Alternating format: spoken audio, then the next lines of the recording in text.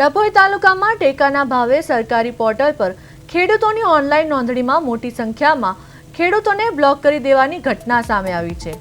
ડભોઈમાં આ વર્ષે જુવારનું બમ્પર ઉત્પાદન થયું હોવા છતાં ખેડૂતોને ટેકાના ભાવ હેઠળ પાક વેચવામાં ભારે મુશ્કેલીનો સામનો કરવો પડી રહ્યો છે।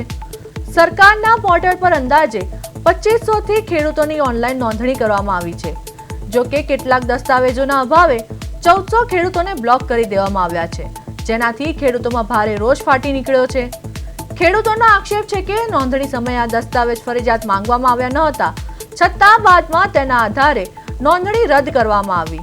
બીજી બાજુ એમએસપી ખરીદી પ્રક્રિયા 1 મે થી શરૂ થવાની હતી, પરંતુ આજે 20 દિવસ બાદ પણ ફળ શરૂ ન થતા ખેડૂતોને બજારમાં ઓછી કિંમતે પાક વેચવાની ફરજ પડી રહી છે। ખેડૂત હિત રક્ષક સમિતિએ તાત્કાલિક ખરીદી શરૂ કરવાની અને બ્લોક થયેલા ખેડૂતોને મંજૂરી આપવા માંગ કરી છે તથા ઉગ્ર આંદોલનની ચેતવણી આપી છે।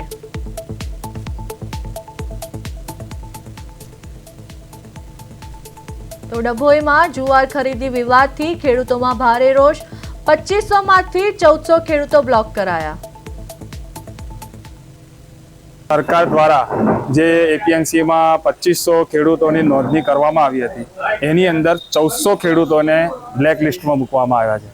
કારણ એ સમજાતું નથી કે આ બ્લેક લિસ્ટ આવ્યું કેવી રીતે।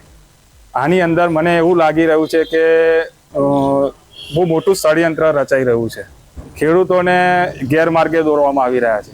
અત્યારે હાલ ખેડૂતોને આ પાછી ક્વેરીની અંદર કોઈના 8 નંબરનું પત્રક બાકી હોય, કોઈનું 12 નંબરનું પત્રક બાકી હોય, કોઈનો ચેક બાકી હોય। આ એક ખેડૂતોને હેરાન કરવા માટેની બહુ મોટી કવાયત ચાલે। ડભોઈ તાલુકામાં સરકાર દ્વારા એમએસપીના ભાવે જે ખરીદી કરવાની હતી, જુવાર, બાજરી, મકાઈ, તેમાં 2500 ખેડૂતોએ તાલુકામાં રજીસ્ટ્રેશન કરાવેલું। એમાં 1400 ખેડૂતોની ક્વેરી આવેલી છે। એમાં માનવ સર્જિત કૃત્ય થયેલું છે એ સ્પષ્ટ દેખાય છે। જે સરકારના પોર્ટલ પ્રમાણે 8 માયગોટનાથી તેની ક્વેરી આવી છે, કેટલાને ચેકની છે તો કેટલાને તલાટીના દાખલાની છે। આ ખોટું ખેડૂતોને 45 ડિગ્રીના તાપમાનમાં દોડાવવાનું સરકાર દ્વારા અને અધિકારીઓ દ્વારા કામ કરવામાં આવે છે। ખોટી રીતે હેરાનગતિ થાય છે। તાલુકામાં એમએસપીના ભાવે જે ખરીદી 1/5 થી શરૂ કરવાની હતી, તે આજ દિન સુધી મકાઈની ખરીદી ડભોઈ તાલુકામાં